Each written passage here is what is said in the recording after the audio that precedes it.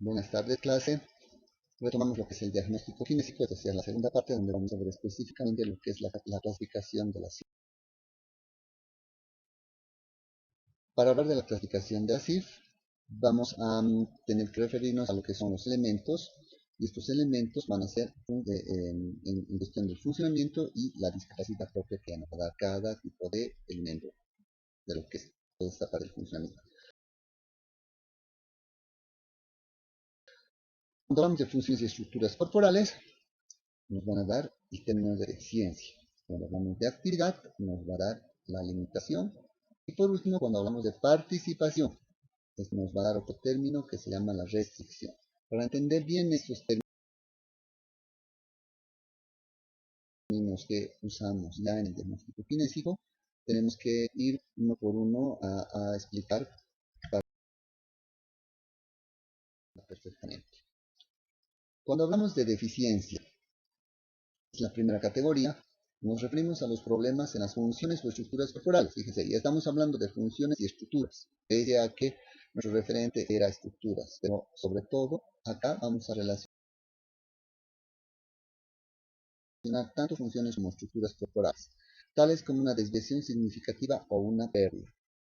Hablamos en las subcategorías, pueden ser temporales o permanentes, progresivas, regresivas, estáticas, intermitentes o continuas, y la categoría que más, o la subcategoría que más se utiliza, la leve, moderada o severa. Esta última subcategoría va a estar en relación a cuánto afecta a la función, sobre todo esa deficiencia. Bien, vámonos con el ejemplo. Tenemos acá una deficiencia estructural moderada reversible del ligamento peroneo astragalino anterior del dedo izquierdo. Este es nuestro diagnóstico que estamos dando. Acá, diagnóstico etiológico, ¿sí? Vamos a hablar de que había una persona de ciencia de segundo grado. Este ha sido el diagnóstico etiológico, el diagnóstico médico. Con eso nos han mandado, nosotros hemos hecho toda nuestra valoración, hemos visto, etcétera, etcétera. Y cuando ya tenemos que dar un resultado, mediante nuestro diagnóstico, hablamos de una deficiencia estructural moderada reversible del ligamento peroneo astragalino anterior del tobillo izquierdo. Así finito tiene que ser nuestro diagnóstico.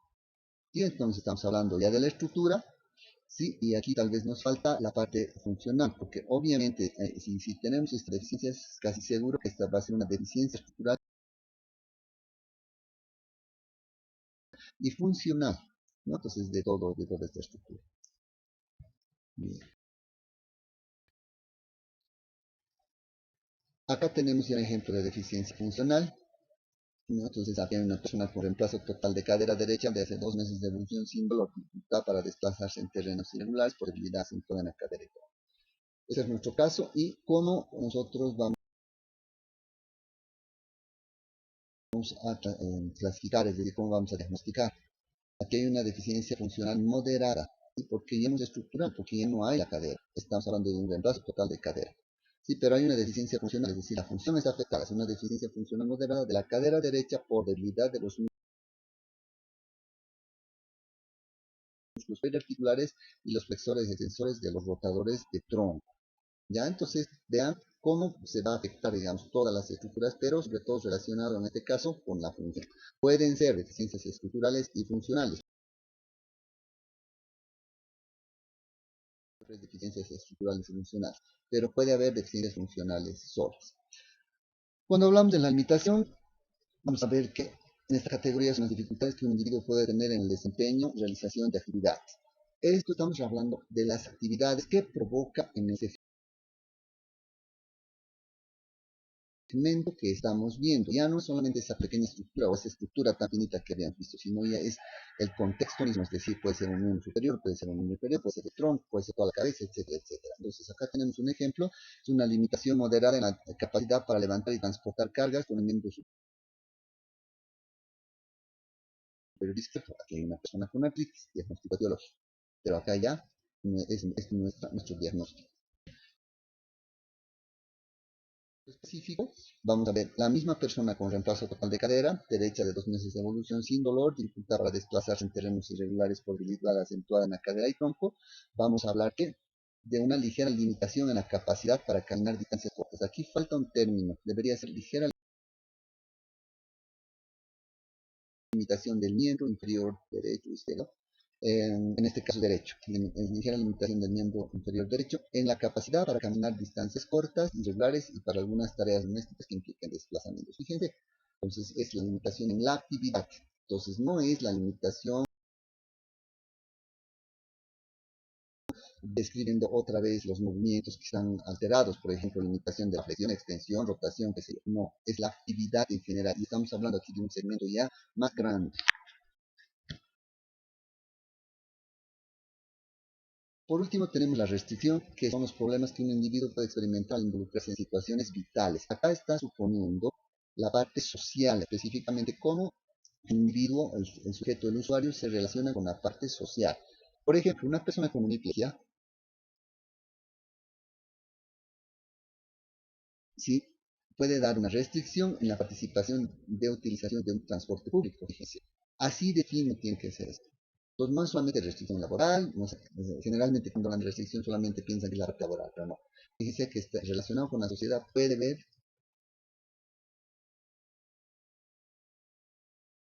ser más bien la participación en la utilización de un transporte público, porque es limitante en la parte social.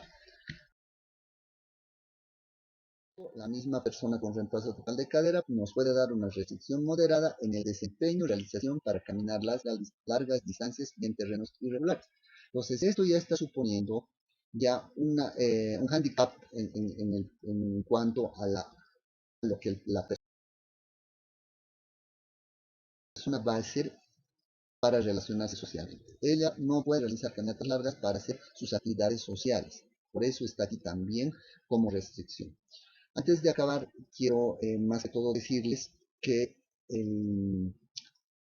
dentro del diagnóstico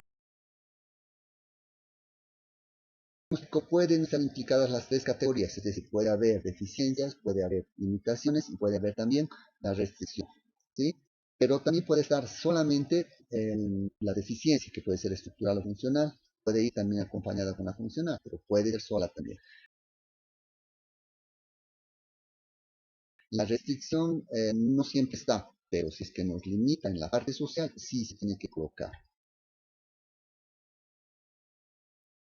Esta última diapositiva simplemente para indicar que tenemos que buscar específicamente lo que los síntomas en primera instancia nos van a dar. Después, de acuerdo a eso, vamos a planificar la parte objetiva, donde vamos a saber ya qué buscar, ¿sí? Porque quien no sabe lo que busca no entiende lo que encuentra. Gracias.